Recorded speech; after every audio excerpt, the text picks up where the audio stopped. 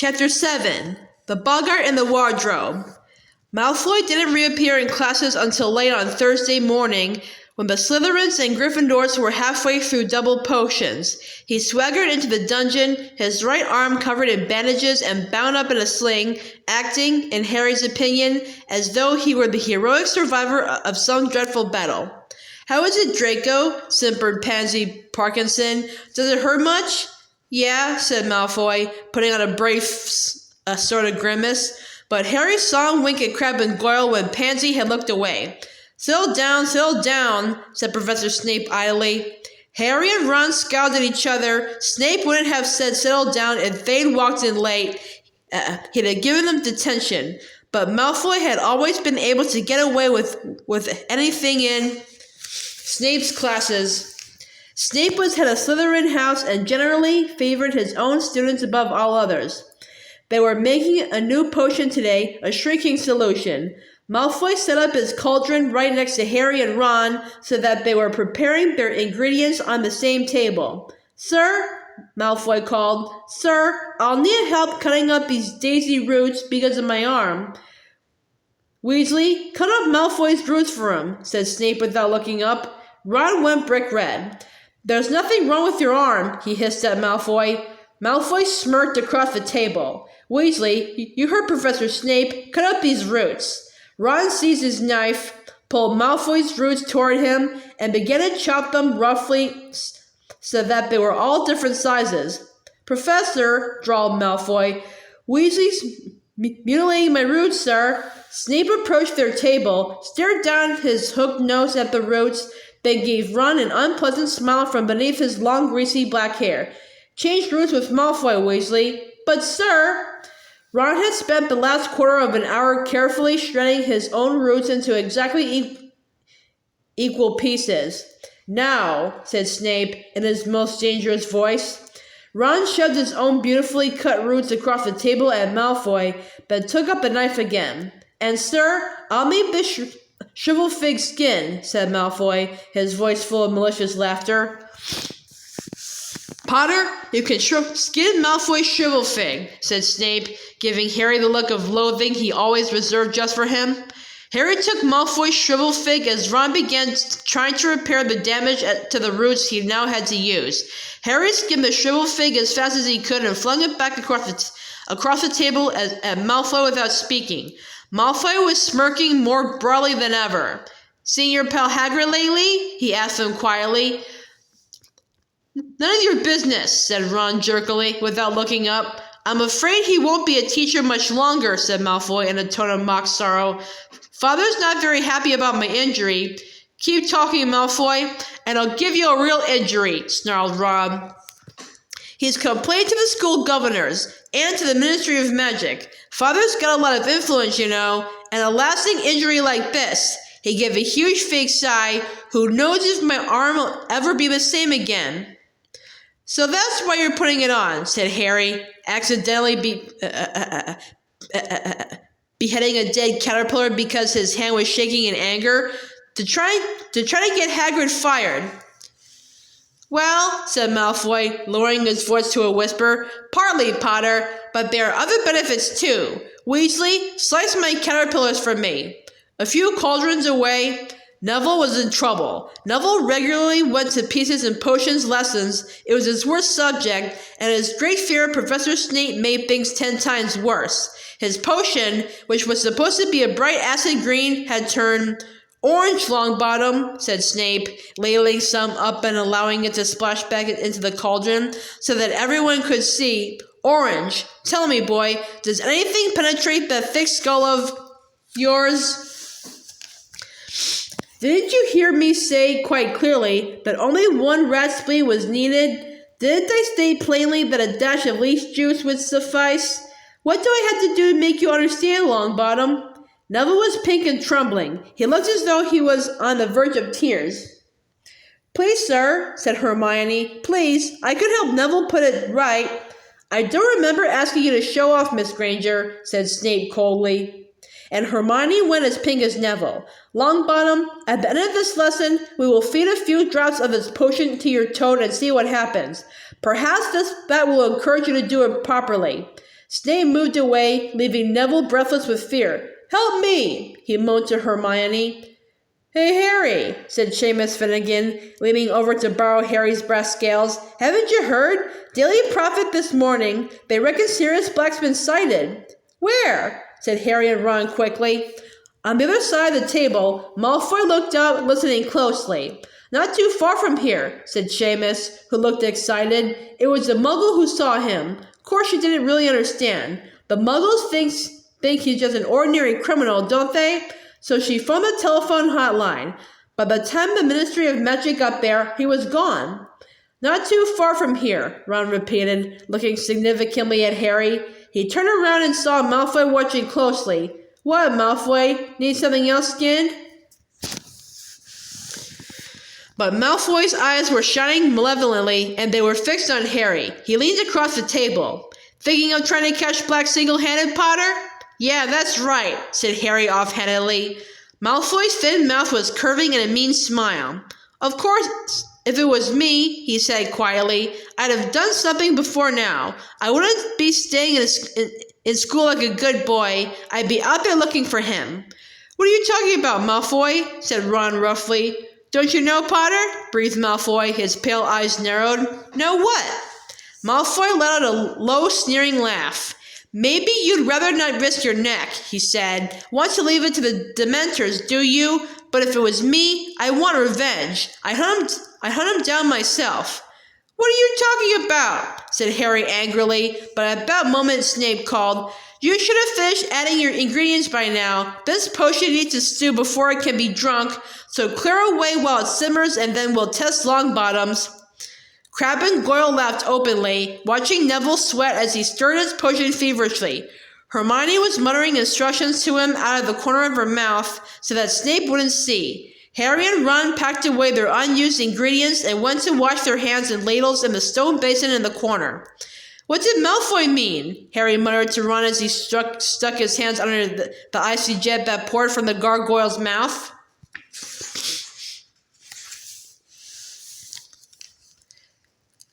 "Why would I want revenge on Black? He hasn't done anything to me yet."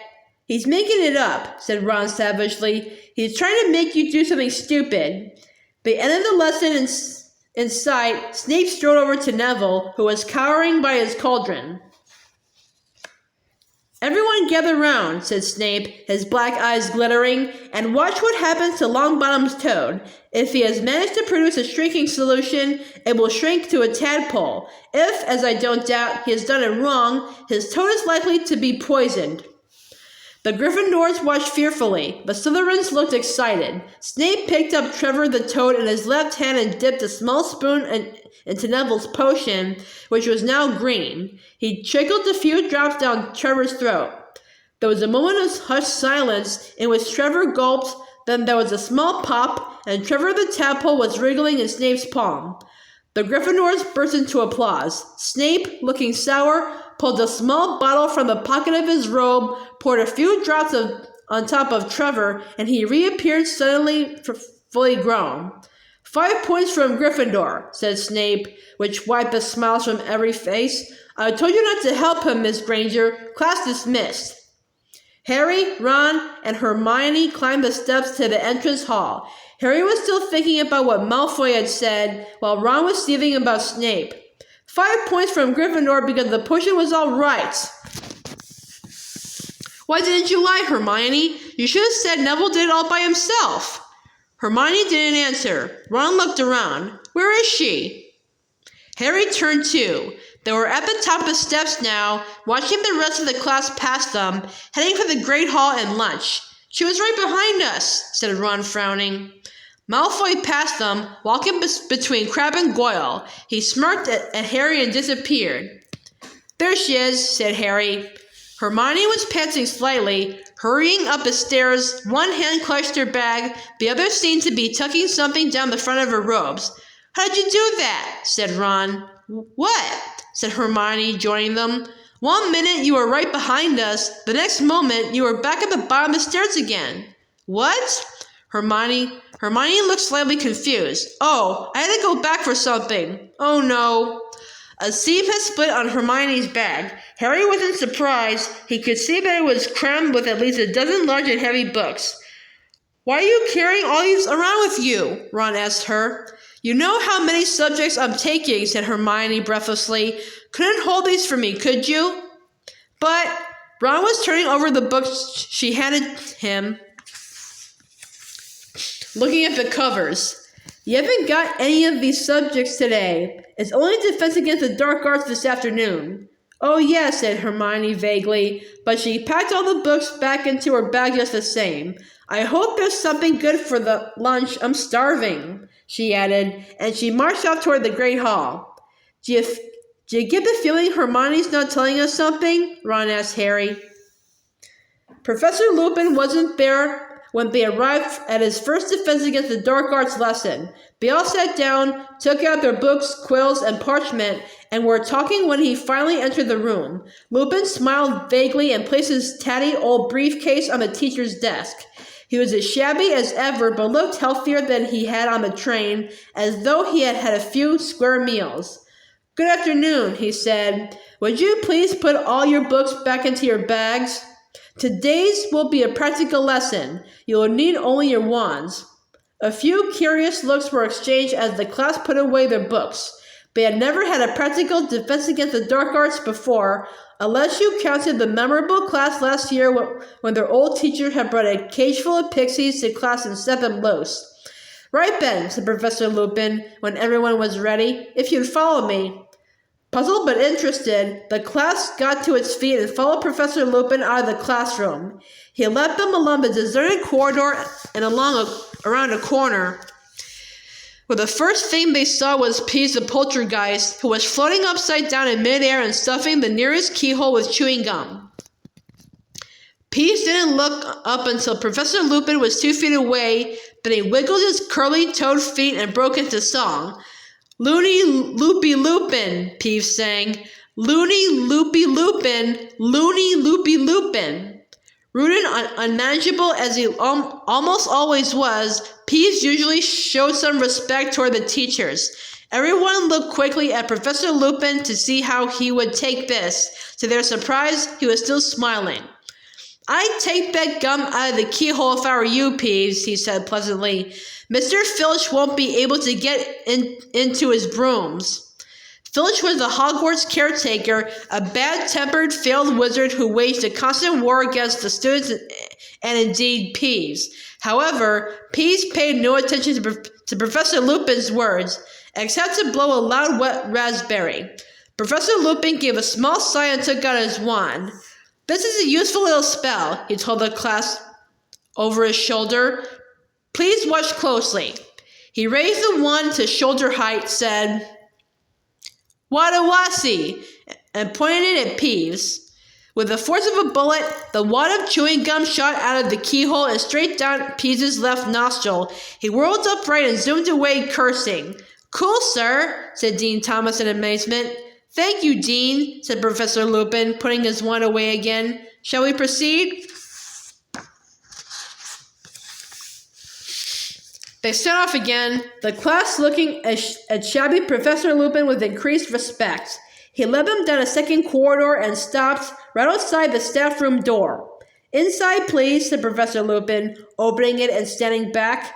The staff room, a long paneled room full of old mismatched chairs, was empty except for one teacher. Professor Snape was sitting in a low armchair, and he looked around as the class filed in. His eyes were glittering, and there was a nasty sneer playing around his mouth. As Professor Lupin came in and made to close the door behind him, Snape said, "Leave it open, Lupin. I'd rather not witness this."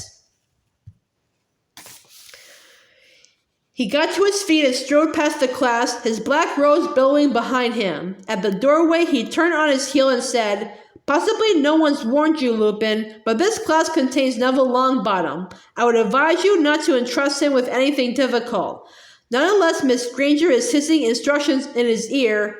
Neville went scarlet. Harry glared at Snape. It was bad enough that he bullied Neville in his own classes, let alone doing it in front of other teachers. Professor Lupin had raised his eyebrows.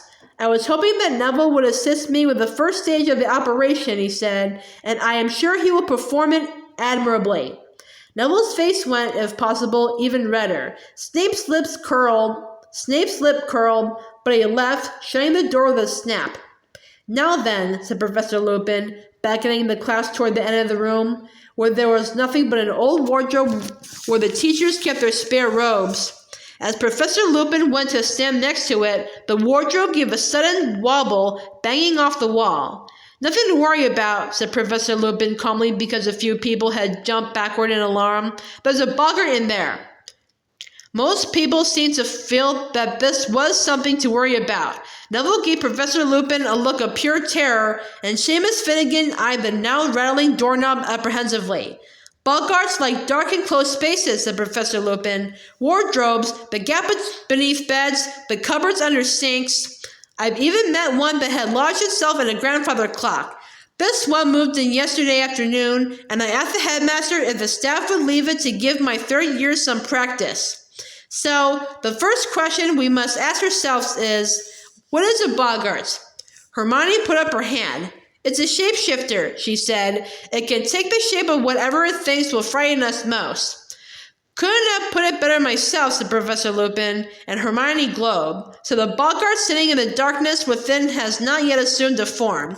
He does not yet know what will frighten the person on the other side of the door. Nobody knows what a Boggart looks like when he is alone, but when I let him out, he will immediately become whatever each of us most fears. This means," said Professor Lupin, choosing to ignore Neville's small sputter of terror, "that we have a huge advantage over the Boggart before we begin. Have you spotted it, Harry?" Trying to answer a question with Hermione next to him,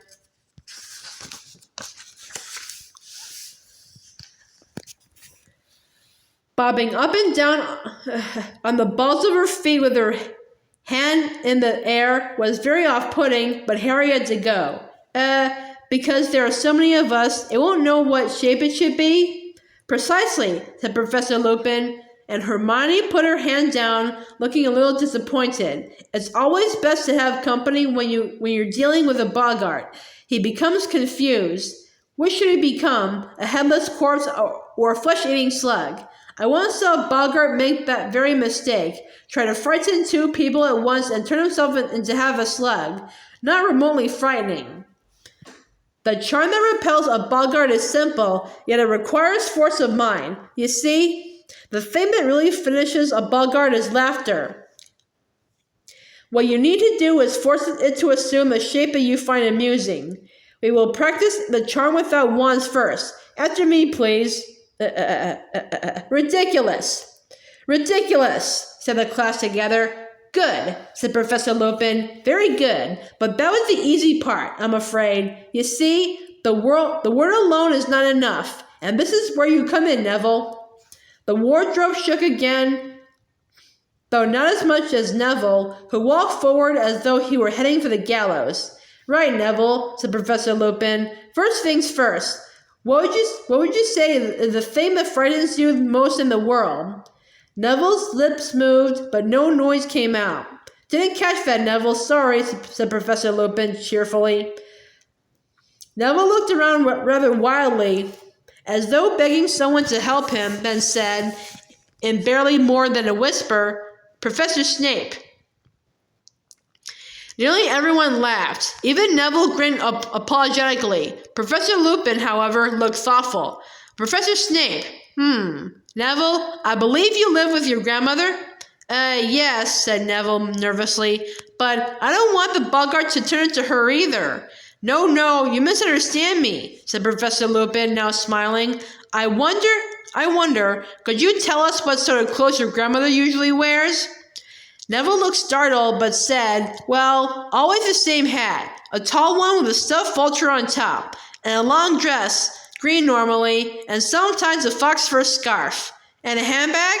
prompted Professor Lupin. "A big red one," said Neville. "Right then," said Professor Lupin. "Can you picture those clothes very clearly, Neville? Can you see them in your mind's eye?"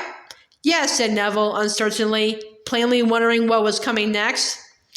"When the Boggart bursts out of this wardrobe, Neville, and sees you, it will assume the form of Professor Snape," said Lupin, and you will raise your wand thus and cry ridiculous and concentrate hard on your grandmother's clothes. If all goes well, Professor Boggart Snape will be forced into the vulture top hat and that green dress with a big red handbag.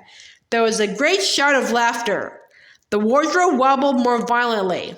If Neville is successful, the Boggart is likely to shift his attention to each of us in turn, said Professor Lupin. I would like all of you to take a moment now to think of the thing that scares you most and imagine how you might force it to look comical. The room went quiet. Harry thought, what scared him most in the world? His first thought was Lord Voldemort. A Voldemort returned to full strength. But before he had even started to plan a possible counterattack on a Boggart Voldemort, a horrible image came floating to the surface of his mind. A running, glistening hand slithering back behind a black cloak, a long, rattling breath from an unseen mouth, then a cold so penetrating it felt like drowning.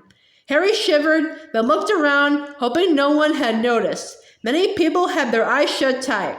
Ron was muttering to himself, take his legs off. Harry was sure he knew what that was about. Ron's greatest fear was spiders. Everyone ready? Said Professor Lupin.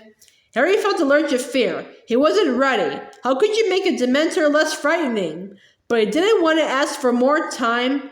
Everyone else was nodding and rolling up their sleeves. Neville, we're going to back away, said Professor Lupin. Let you have a clear field, all right? I'll call the next person forward. Everyone back now, so Neville can get a clear shot.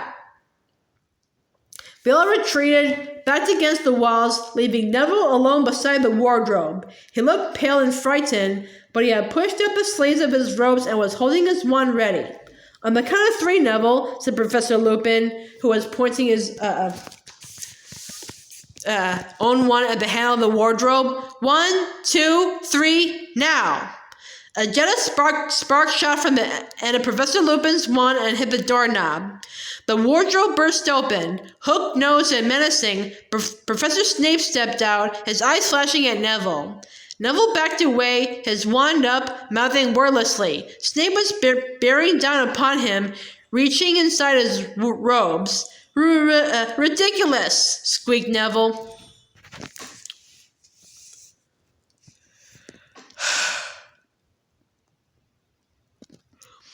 There was a noise like a whip crack. Snape stumbled. He was wearing a long lace-trimmed dress and a towering hat topped with a moth-eaten vulture, and he was swinging a huge crimson handbag. There was a roar of laughter. The Boggart paused, confused, and Professor Lupin shouted, Parvati, forward! Parvati walked forward, her face set. Snape rounded on her. There was another crack, and where he had stood was a blood-stained, bandaged mummy. Its sightless face was turned to Parvati, and it began to walk toward her very slowly, dragging its feet, its stiff arms rising. Ridiculous! Cried Parvati. A bandage unraveled at the mummy's feet. It became entangled, fell face forward, and its head rolled off. Seamus! Roared Professor Lupin. Seamus darted past Parvati. Crack! Where the mummy had been was a woman with floor-length black hair and a skeletal green-tinged face, a banshee. She opened her mouth wide and an unearthly sound filled the room, a long wailing shriek that made the hair on Harry's head stand on end.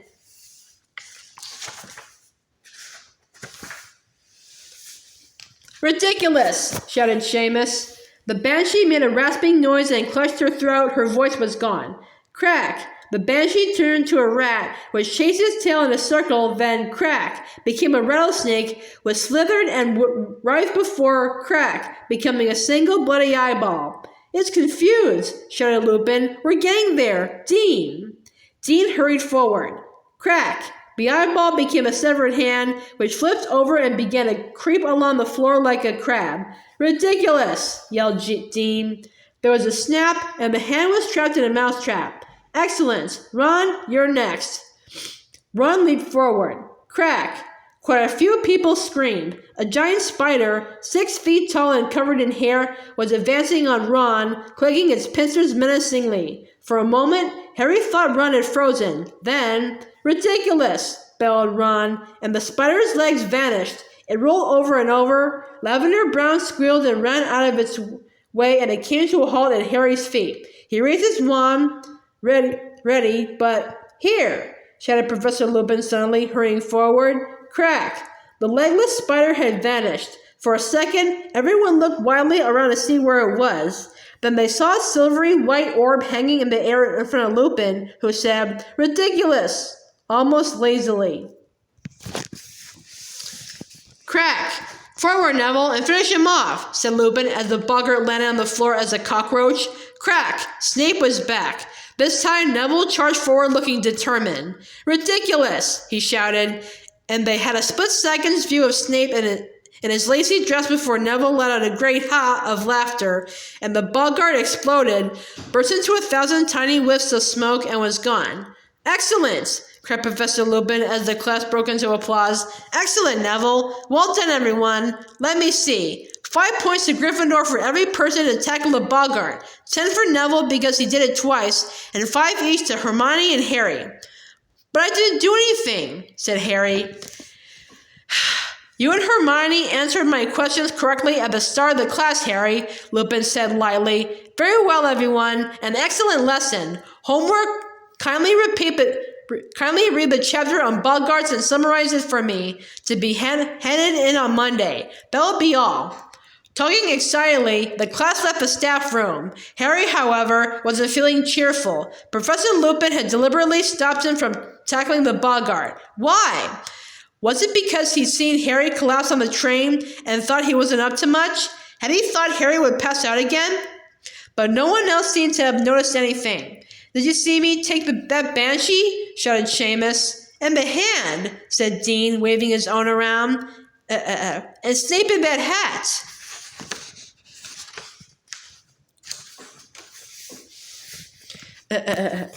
And my mummy. I wonder why Professor Lupin's frightened of crystal balls, said Lavender thoughtfully. That was the best defense against the dark arts lesson we've ever had, wasn't it? Said Ron excitedly as they made their way back to the classroom to get their bags. He seems like a very good teacher, said Hermione approvingly, but I wish I could have had a turn with the Boggart. What would it have been for you? Said Ron, sniggering. A piece of homework that only got 9 out of 10?